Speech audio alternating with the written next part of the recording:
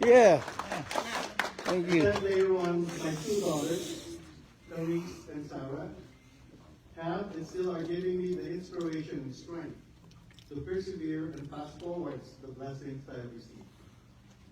When I decided not to become a major seminarian, I thought engineering was my calling. After high school, I spent 1 year at the University of Santo Tomas as a civil engineering student. In early 1975, my parents and I made a big move from Philippines to Honolulu, Hawaii, where my dad accepted a post with the Philippine consulate as a diplomat. I was then 17 years old. That summer, my sister, who lived in Daly City, encouraged me to apply to San Francisco State University to continue my engineering studies. To my dismay, I was told to go back to high school since my credentials from UST didn't align with those at SFSU. Despite having already passed TOEFL and SAT to prove my readiness, this news hit me hard and I felt sad and discouraged. Fortunately, around the same time, a new community college, Skyline College, opened up in San Bruno, California, and I was able to enroll. I worked hard, taking 21 credits that semester, and earned a GPA high enough to transfer me to the College of Engineering at the University of Hawaii in 1976. While attending university, I worked as a dishwasher, then as a cook at the local restaurant. Those years were really tough, balancing work, studies, and life.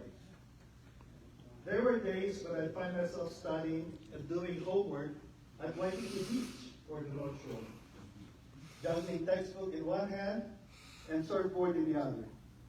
Life was just so hard.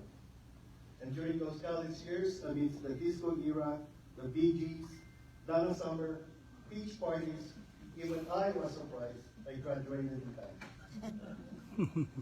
But reality sets in after graduating in December 1979 with a Bachelor of Science degree in Civil Engineering with major in Structural Engineering.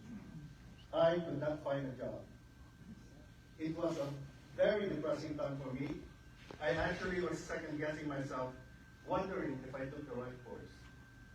But after 3 months, I got an offer to be a project engineer from a general contractor that I got through a referral, not through my credentials or lack thereof.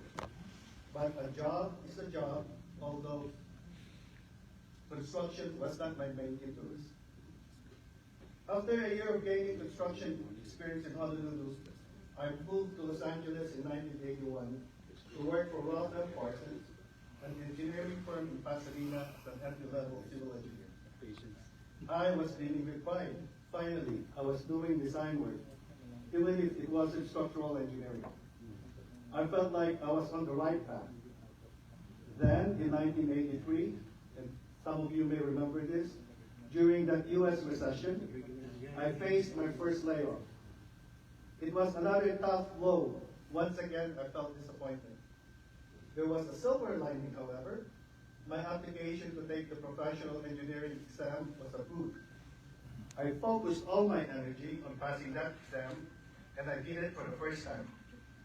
A few months later, I found a job in a smaller firm. Although likened to a sweatshop, it was at this firm that I cultivated my work ethic. Over the years, I've accumulated several lessons learned. One, strive to be a member of the core group by being proactive and motivated. Never settle for the mediocre version of yourself. Instead, be the Magic Johnson, not the Clayton Clark Bjorfield, in my case, engineering. Be open to innovation. Remember those days of the Apple IIc or IBM computers? 1 megabyte RAM, 5.25-inch floppy disk, Lotus 123 and WordPerfect. Welcome wholeheartedly technology, especially at our fingertips. We have the cell phone, Microsoft programs, Google tools, and the daunting but very promising AI. Number 3, never burn bridges. I was able to go back to previous employers and was offered more compensation. As a matter of fact, I lived in New York for 3 years, where my wife did her medical residency. And when we decided to move back to LA in 1991, I was offered a job while I was still in New York from two of my previous employers. I did not have to fly back to LA for interviews. That's how important it is not to burn bridges. I decided to join my old mentor because he was willing to pay for my moving expenses. Number 4, research your prospective company and their area of expertise or competence. Show them your portfolio that matches.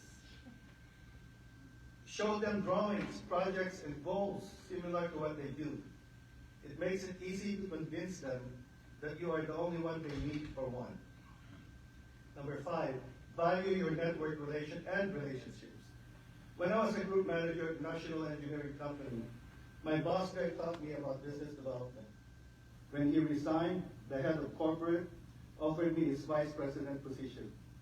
Not only did I further learn business development, but the companies that I then worked with became my clients for my future firm. In my career, I moved jobs 14 times. During those times, I was able to go back to 3 different companies because of my previous experience working for them. Each time I moved, I made sure that it was a vertical move with accompanying increase in compensation. Pivoted, I opened up BCA Engineers in 2003 as a sole proprietor, a small business with a single employee. Perhaps the following formula I call the road path to success may be applicable to whatever business enterprise. In my case, it has worked for my engineering consulting business. This formula can be symbolized by triangle. The path goes through each of the 3 apices in order, and then they become a single entity once through the 3rd apex. The first apex has to do with being the best at what you do, doing the core business. It starts with education and experience. While high GPAs can be impressive, low GPAs will equal poor students, but perhaps working students trying to make ends meet with family or financial obligations while in school. Achieving success is independent of GPA scores, but is a gift to the motivated, passionate, and highly focused.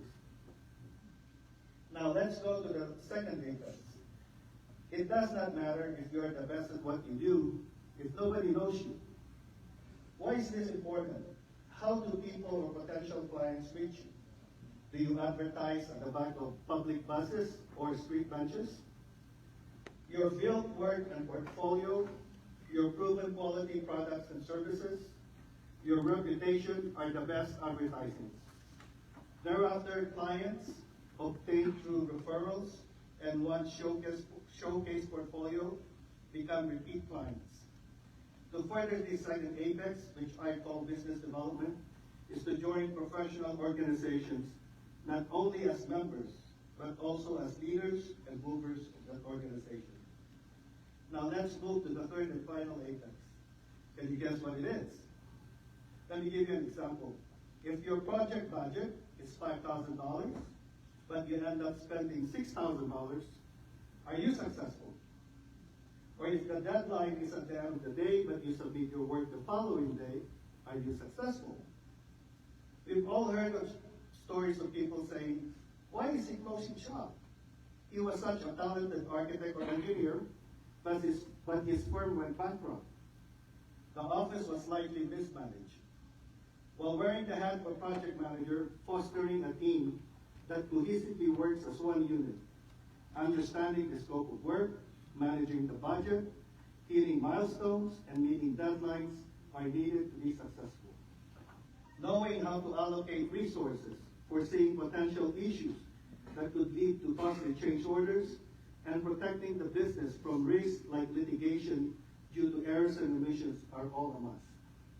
As a business owner, the following needs are knowing how to draft contracts, bill clients, collect payments, pay taxes, manage expenses, decide when to give raises, make tough decisions about hiring, firing, when to purchase new equipment, and how to maintain a long-lasting, healthy relationship with your business partner if you have one.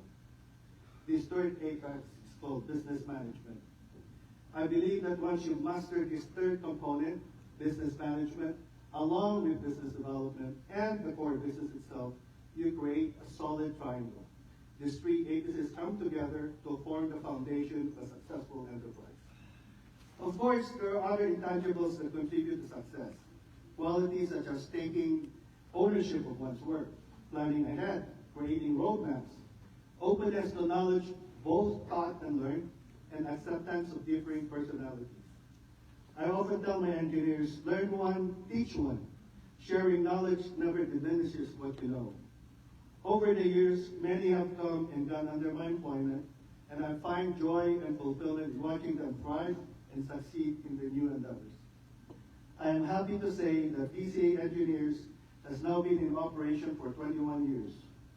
With close to over 100 professional engineers as employees, we are very busy with 3 offices in Southern California, Alhambra, Irvine, Fullerton, and one in Pasig City, Philippines. While I am proud of and cherish the success that has come my way, I know that it has not come without divine providence and without sacrifice. There were times when my work demanded so much that I missed precious moments with my wife and 2 daughters. Their unwavering support has been my life force. Without their understanding and love, my hard work alone wouldn't have sufficed. At this age and at this stage in my life, I take stock of the past, humbled by past mistakes, stimulated by challenges, and nourished by blessings, and now look forward to the journey ahead. Salamat at sigayon namin sa invitasyon niyo at siya ng salita sigayon sa namin. Salamat sa inyong pag-anyaya sa akin para magsalita para sa inyong nainubi. And thank you again for your time and invitation. Thank you.